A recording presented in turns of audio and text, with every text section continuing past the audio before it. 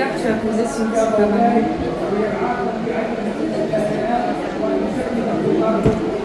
C'est une belle question, Sarah. C'est vraiment une très belle question parce que je pense qu'il y a 3 choses que j'ai pu redécouvrir. Parce que bien évidemment, ces entretiens, en fait, ils étaient rangés et j'ai dû les réécouter après 7 ans. C'était difficile. Mais j'ai réappris, en fait, ma mère m'a donné des messages clés qui m'accompagnent aujourd'hui chaque jour de ma vie. Le premier point, c'est la résilience. C'est-à-dire que malgré les épreuves, et chacun d'entre vous ici est éprouvé, il n'y a personne qui n'est pas. Et en fait, la résilience m'a appris ma mère, c'est vraiment de, quelle que soit l'épreuve, de pouvoir se relever, ne jamais abandonner, de continuer. Le deuxième message, c'est que cette épreuve m'a permis de prendre conscience combien la vie est fragile. Et vous savez, quand quelqu'un sait qu'elle va bientôt partir, c'est comme si elle avait une certaine lucidité par rapport à ce qui était la priorité dans la vie. C'est pour ça qu'elle parlait superficielle. Elle dit c'est bien de sourire. Mais en fait, si c'est pas à l'intérieur, ça compte pas. Et donc, ma vision du monde a complètement changé parce que je vous promets qu'aujourd'hui, je le vis comme si c'était chaque jour le dernier. Avec ce sentiment d'être prête, d'être pleine de gratitude. Et alors tout le reste, je mets à la poubelle. Dans le lâcher-prise le plus total. C'est-à-dire qu'à un moment donné, vous faites le choix de mettre vraiment une distance par rapport à tous ceux ou celles qui n'en valent pas la peine. Vous faites aussi le choix de faire le tri des personnes qui vous accompagnent. Si tu ne m'apportes pas et tu ne permets pas de m'épanouir et de choisir celle que je suis, alors j'avance. Et ça, c'est important.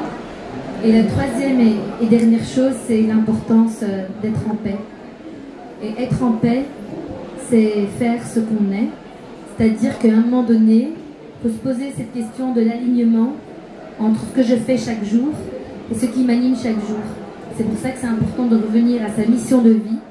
Parce qu'en fait, souvent l'éducation, la société, les agendas des uns et des autres font qu'on s'éloigne de sa nature profonde.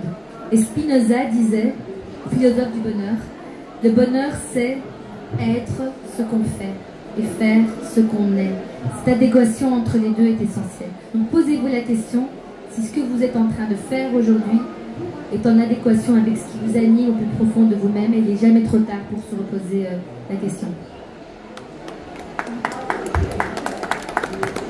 Fatima, elle va nous chambouler ici, on va remettre toute notre vie en question. Mais c'est bien, c'est des questions essentielles.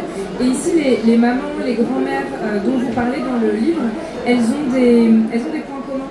Il y a la résilience dont tu viens de parler, il y a aussi la question de l'exil, et puis aussi de la solitude au moment où elles arrivent en Belgique. Est-ce qu'il y a des éléments transversaux à un peu tous ces parcours des premières générations, tu penses ? Oui, donc ces éléments-là, ils reviennent, et je suis sûre que ça revient. Je ne sais pas si on aura un moment d'échange, parce que franchement, il faudrait partager ça. Mais vous savez, quand on est enfant, on ne se rend pas toujours compte, en fait, de certaines réalités. C'est que quand on grandit et qu'on devient parfois soi-même maman, qu'on réalise certaines choses, en fait, en reproduisant des scènes, comme dans la cuisine. Et en fait, on se rend compte que, je veux dire, ce chamboulement culturel, dans le sens où... eh bien, on vient d'un patrimoine culturel, puis on grandit dans un autre contexte culturel. Ça crée en fait aussi des déchirures. Et en fait, on se rend compte que, par exemple, il y a aussi des formes de langage. Et donc, dans ce silence, dans cette solitude, il y a parfois aussi un langage qu'on ne voit pas. Je vais vous donner un exemple. Je ne sais pas si vous avez déjà eu l'expérience de la maman ou le papa qui épluche une pomme, qui la coupe en 4 et qui vous la donne. C'est un exemple.